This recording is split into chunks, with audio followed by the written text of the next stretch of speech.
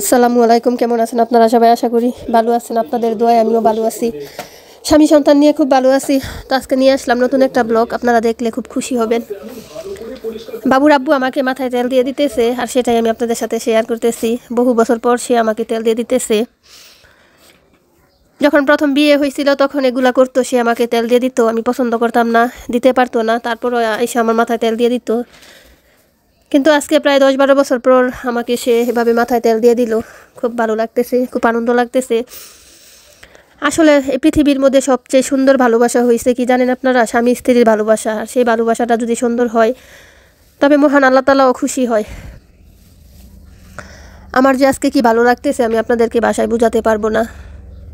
আসলে সে কিন্তু তেল ভালো করে দিতে পারে না, তারপরও দেওয়ার চেষ্টা করতেছে, আর তেলটা খুব ভালোভাবে দিতেছে। আর আপনারা কমেন্ট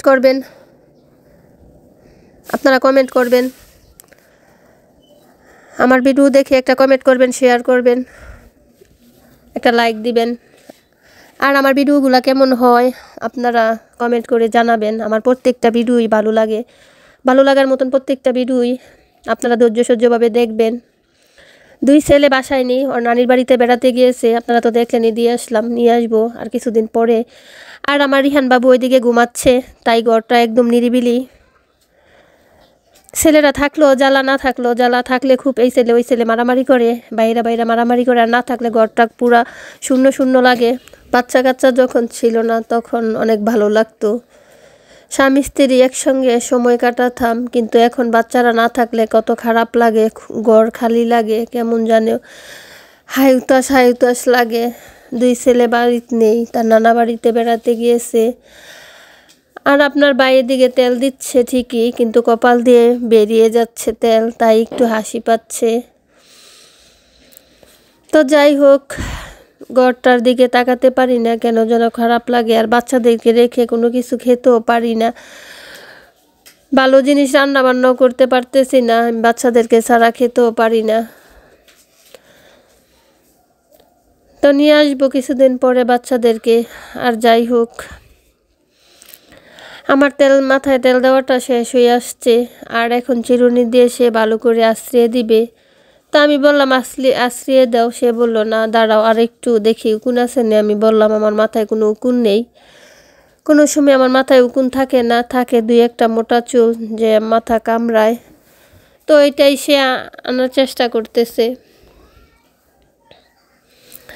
আমি বলতেছি যে মাথা আশ্রিয়ে শেষ করো না। সে মাথা আমার দেখতেছেই, বিলি কেটে কেটে সে দেখতেছে কিছু আছে কি না, কিন্তু কোনো কিছুই সে পাচ্ছে না। তো সর্বশেষে সে আমার মাথাটা ভালো করে আশ্রিয়ে দিতেছে। মাথাটা খুব আশ্রিয়ে দিতেছে ভালো করে, আর আমিও বসে বসে খুব মজা নিচ্ছি।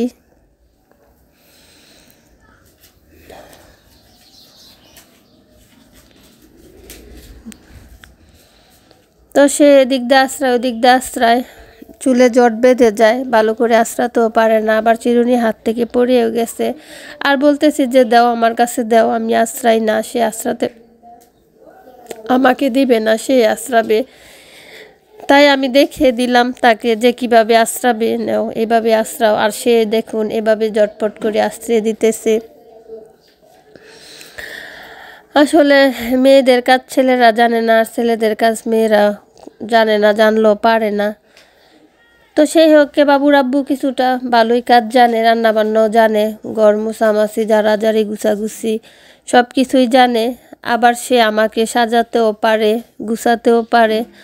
আসলে কি বলেন তো, আমরা মেয়ে মানুষরা তো সারাক্ষণই সংসারের কাজে ব্যস্ত থাকি।